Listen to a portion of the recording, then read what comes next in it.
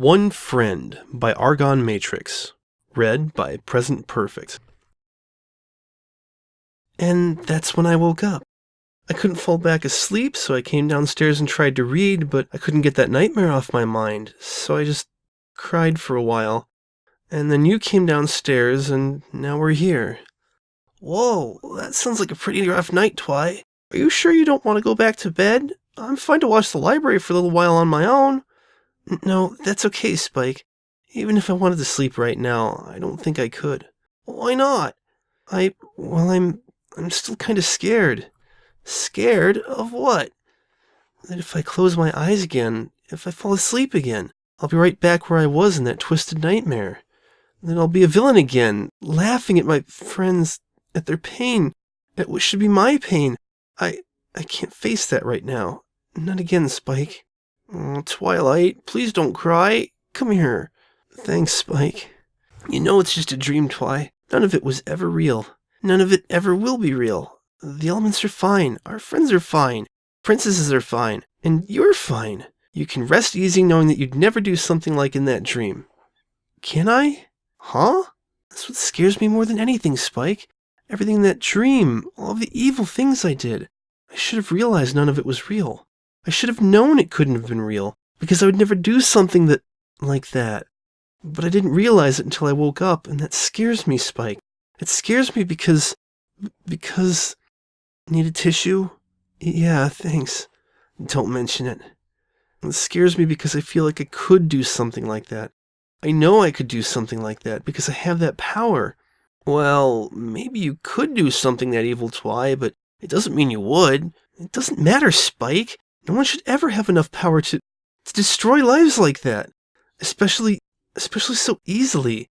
All of my friends, all of my family, everyone I love and trust, and who love and trust me.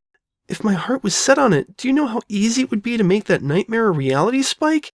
It makes me sick to even think about it. And I'm so scared that I might see it again if I go back to sleep. See what I'm really capable of. I guess I never thought of it like that. Are you going to talk to them about it? Talk to who? Our friends. What? Of course not. Haven't you been listening, Spike? Yeah, I have, and I think you should talk to them about it. No way. Why not? Because then they'll know that I know what I'm really capable of. What if I tell them about all this and they become scared of me? What in Equestria makes you think they'd be scared of you? Because I'm scared of me, Spike. Twilight, look, you told me about all this, right? Only because we lived together. I knew I wouldn't have been able to keep it from you for very long. Doesn't matter. Point is, I know, and I'm not scared of you. You're not? No, I'm scared for you, Twi. Obviously, this dream is really getting to you, and you're not going to get anywhere keeping it to yourself. All you're doing is upsetting yourself, and that's making me upset, too. And, well, I don't know if there's much I can do or say to help you through this by myself. But the rest of our friends, our family, the princesses, they all care about you as much as I do. They'd want you to tell them. They'd want to help, and you know it. I still don't know, Spike. I don't know if I could stand all of our friends knowing how scared I am of myself, even if they did want to help. It's hard. Well, what if you start by telling just one friend? Besides you? Besides me? I suppose I could try, but how do I choose who to tell? How about the one friend who didn't actually appear in your dream? She might be interested. The one who didn't appear? What are you... The fire, Twilight. You told me about that fire, and about how she wasn't even there on the hill with the rest of us. Oh, right. She should be up by now. You can go talk to her if you want. We. Huh? We can go talk to her now. I don't think I can manage this alone. Come with me? Yeah, you bet, Twi. Let's go. Welcome to Carousel Boutique, where every garment is chic, unique, and good morning, Rarity. Oh, Twilight, and Spike as well, I see. A good morning to the both of you. I must say I'm rather surprised to see you at such an early hour, but I suppose it's never too early for... Twilight? Darling, your eyes. Have you been crying? A little, yeah. That's kind of what I wanted to talk to you about. Of course, darling. Whatever's the matter? This could take a little while. We're not holding you up at all, are we? Good heavens, no. Please, just have a seat in the foyer and I'll prepare a bit of tea for the three of us, and then we can take as long as is necessary to discuss whatever has you so distraught. Thanks, Rarity. You're a good friend. Then I remember standing on top of a hill, and all of our friends were facing me. They all looked so angry or upset at me. But I felt... It's okay, Twi, just tell her. I felt happy at all of their pain. Happy that I had caused it. I have no idea why either, and thinking back on it now, it really, really scares me. Naturally, it sounds like a terribly traumatic dream. It's no wonder you're so upset. Yeah, it was bad, but I woke up right after that. Actually, there was one more little detail you told me, Twilight. No, Spike, there wasn't. She needs to know, Twi. It's the whole reason you wanted to tell Rarity in the first place. Spike, no. She doesn't need to know about that. That hurts too much. Twilight, please don't pressure her, Spikey Wikey. If there's some small detail she wishes to keep secret, that's entirely her right. You needn't tell me, darling. All right, sorry. It's quite all right, Spike. And now, Twilight, about this dream, you weren't there. Beg pardon? At the end of the dream, when I told you that all of our friends were standing against me on the hill, you were the only one who wasn't there. Truly? Then where was I in this dream of yours? Darling, it's okay. I didn't mean to upset you further. Spike, be a dear and fetch that box of tissues over there, would you? On it. Sorry, Rarity. No need to apologize, dearest. Have some tea and... Oh, thank you, Spike. Now let's clean up those tears. It's okay, Twi. It was just a dream. I know, Spike. I know. Are you calmed down now, Twilight? I think so. Very well. Now, in your own time, please tell me what about this particular detail is so upsetting. Okay, well, like I said, you weren't there with the rest of us in my dream, and truth be told, I don't remember seeing you anywhere else in the dream either. Is that right? But I still know where you were because I remember that we had a falling out in your boutique, so I lit your home on fire and I just left you there to die. I see. I'm so sorry, Rarity. You have nothing to apologize for, darling. I'm rather curious as to why your mind singled me out like that in your nightmare. It seems just a tad strange. Have I done anything to upset you as of late? Of course not. Well, that's a relief. But that doesn't quite solve things, does it? Do you have any idea why you may have singled me out from our friends, Twilight? No, none. I love all of you equally, and that's why I'm so terrified of what I did in that dream. Well, at the end of the day, I suppose it was only a bad dream. Things do tend to make little sense in dreams. I suppose the best thing to do is to dismiss it and move on, No sense in being so scared of something that never happened. I guess not. Twilight, aren't you gonna... Although, perhaps it would be a good idea to discuss this matter with someone more knowledgeable in this particular subject. Have you considered telling Princess Luna of your dream? She probably would know best, wouldn't she? Undoubtedly. I'm positive that if any pony can clear this up for us, it's her. Okay.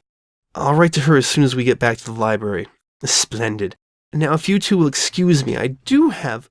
actually, Rarity, Twilight had one more thing she wanted to talk to you about. See, even though it was just a dream, she's still kind of... Hey! I can speak for myself, Spike, and I'm saying it's time to go. We've been keeping Rarity for far too long. Thanks for lending me an ear, Rarity. Oh, yes, of course. Any time, darling. Have a splendid afternoon. And you. But... Twilight, what are you doing? We didn't even talk to her about the main issue. You know, how scared you still are of yourself? I changed my mind, Spike. I'm just gonna try to forget it. I'll go home, get some sleep, and just let this whole thing blow over. It's easier for everyone that way. Everyone except you. What was that? Nothing. I'm just gonna run back to Rarity's real quick. I forgot that we were gonna go gem hunting later today, and we still need to arrange a time. Spike, if you mention anything to her about I won't mention you at all. Cross my heart, hope to fly, stick a cupcake in my eye. Can I go now? Fine. I'll see you back home later, okay? You bet. Oh, and don't forget to pen that letter to Princess Luna. I'll send it off as soon as I get back. Right, Luna. Welcome to Carousel Boutique. How may I... Oh, Spike, did you forget something here? No, I just wanted to ask if you're okay. Whatever do you mean, dearest? You know what I mean. Twilight may not have noticed it because of everything that's on her mind, but I sure did. The way you kept avoiding eye contact with her, the way your voice lost its charm, the way your ears fell, the way your smile kept falling short of what it usually is. What's up, Rarity? You do have the keenest eyes, Spiky Wikey. I suppose there's no sense hiding it now, but You mustn't tell Twilight about this. Promise me? Cross my heart. Hope to... actually, I probably shouldn't. Huh? I'll try not to tell Twilight, but I might have to. She's kind of going through a lot right now, and it might be something she needs to hear when the time is right. Is that okay with you? That's very considerate of you, Spike. You're becoming more mature by the day, aren't you? Duh. Very well. Now, this may sound quite silly of me, and I'm sure that it will pass in time, but I feel somewhat hurt by Twilight. I know she had no control over that dream of hers, and I know it didn't make any sense regardless, but I still can't help but feel quite upset at her mind's portrayal of me in that dream. She could have just spoken to me if she felt there were issues between us, but to find out in such a dark fashion as this, it's difficult. But, Rarity, there are no issues between you and Twilight. She said it herself, remember? I realize what she said, but what ponies say and what they think can often be very different, Spike. Rarity, are you saying you don't trust Twilight? Goodness, no. I would trust Twilight with my life. It's rather difficult to explain. I suppose I'm just confused, and I'll need to think on it for a while yet. I'm still not entirely sure how I feel about the issue. Can I say anything to help? Always the thoughtful one. But I'm afraid not, Spike. This is something I'll have to consider for myself. Okay. Now, if you'll excuse me, I really do have a business to run. I'm running rather late on my schedule. Sure thing. I'll just... Oh, wait. Gem hunting later today. What time did you want to do that? How does 3 sound? Perfect. Twilight, I'm back. What happened? Spike, take a letter, an urgent one, to Princess Luna. But Twi, your horn and the floor, and was that my bed? Take a letter. The end. Oh no, it's all dialogue. Oh no, this is going to be really hard to read, isn't it? I am severely regretting my decision to do this on purely technical merits. Darling, your eyes. Have you been crying? No, I've been burping, Rarity. Oh, and don't forget to pen that letter to Princess Pluna. Not certain Spine would... Spine? Whoo, da bubbity foo foof.